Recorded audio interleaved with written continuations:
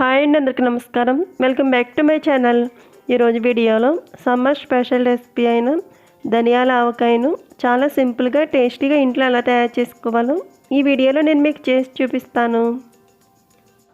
ఈ ఎండాకాలంలో ఆవపిండి వేయకుండా ధనియాలతో కమ్మగా ఇలా ధనియాల ఆవకాయ చేసుకున్నట్టయితే ఈ ఎండాకాలంలో తినడానికి చాలా బాగుంటుంది. ఎవరైనా సరే ఈజీగా ఇంట్లో తయారు చేసుకోవచ్చు. ఇప్పుడు ధనియాల ఆవకాయ తయారు చేసుకుని ఆ ప్రాసెస్ చూసేద్దాం. ఇప్పుడు ధనియాల ఆవకాయ తయారు చేసుకోవడానికి ఇక్కడ పుల్లగా ఉండే మామిడికాయలు తీసుకుంటున్నాను. ఇప్పుడు వీటిని వాటర్లో వేసి శుభ్రంగా కడిగి పెట్టుకోవాలి.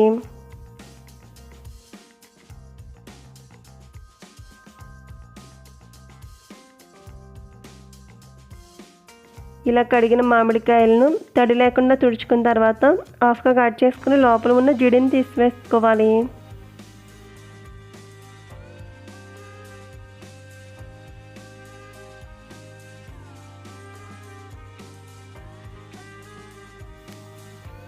అలాగే ఈ మామిడికాయ పైన ఉన్న తొక్కను కూడా చెక్కుని పెట్టుకోవాలి. చూపిస్తున్న విధంగా మామిడికాయ ముక్కలను ఇలా కట్ చేసుకున్న తర్వాత ఇప్పుడు ఒక పళ్ళెంలోకి తీసుకుని ఎండలో 5-6 గంటల పాటు ఎండబెట్టుకోవాలి. 5-6 గంటల పాటు ఎండబెట్టుకున్నట్టయితే మామిడికాయ ముక్కలు బాగా ఎండి ఇలా ఉంటాయి. ఇప్పుడు స్టవ్ వెలిగించి బాండి పెట్టుకుని అందులో 1 కప్పు దాకా ధనియాలు వేసుకుని వేగించుకోవాలి. మంటను మీడియం ఫ్లేమ్లో పెట్టుకుని ఇలా కదుపుకుంటూ ధనియాలను వేగించుకోవాలి.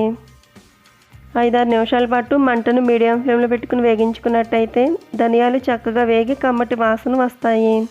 ఇప్పుడు స్టవ్ ఆఫ్ చేసుకుని వీటిని పూర్తిగా చల్లారబెట్టుకోవాలి.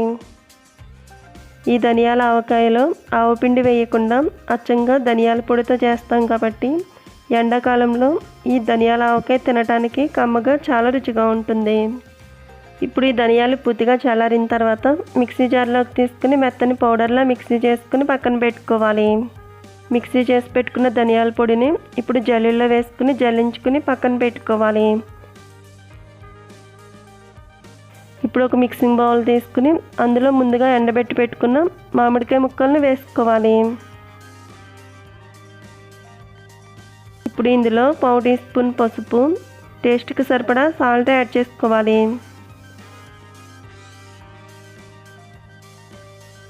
అలాగే ముందుగా వేగించి జల్లించి పెట్టుకున్న ధనియాల పొడి వేసుకోవాలి.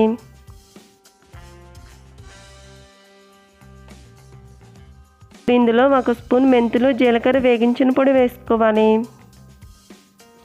ఇవి వేసుకున్న తర్వాత స్పైసీకి సరిపడా కారం వేసుకోవాలి.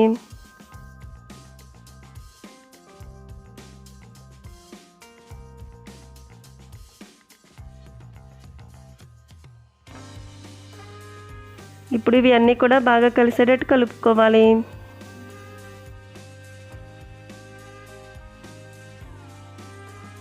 ఇలా కలుపుకుని పక్కన పెట్టుకోవాలి. ఇప్పుడు ఈ ధనియాల ఆవకాయను తాలింపు పెట్టుకోవడానికి స్టవ్ మీద బాండి పెట్టుకుని అందులో 1 కప్పు దాకా ఆయిల్ పోసుకోవాలి. 1 కప్పు దాకా వేరుశనగ నూనె పోసుకున్న తర్వాత ఇప్పుడు ఇందులో కొద్దిగా ఆవాలు, జీలకర్ర, మెంతులు వేసుకోవాలి. అలాగే కచ్చాపిచ్చాగా దంచి పెట్టుకున్న వెల్లుల్లి రెబ్బలు వేసుకోవాలి. ఇప్పుడు ఇందులో హాఫ్గా కట్ చేసుకుని ఎండుమిరపకాయ ముక్కలు, 2 రెమ్మలు కరివేపాకు వేసుకుని వేగించుకోవాలి.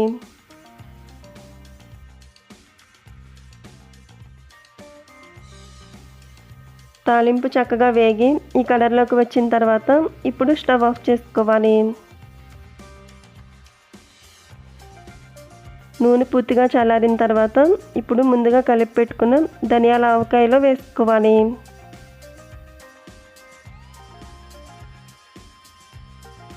నూనె అంతా కూడా బాగా కలిసేటట్టు కలుపుకోవాలి. ఇలా బాగా కలుపుకున్నట్టయితే సమ్మర్ స్పెషల్ రెసిపీ అయిన కమ్మగా చాలా రుచిగా ఉండే ధనియాల ఆవకాయ రెడీ అవుతుంది. ఈ ప్రాసెస్లో చేసుకున్నట్టయితే ఈ ధనియాల ఆవకాయ ఎండాకాలంలో తినడానికి కమ్మగా చాలా రుచిగా ఉంటుంది. సో ఫ్రెండ్స్, ఈ వీడియో నచ్చితే లైక్ చేయండి.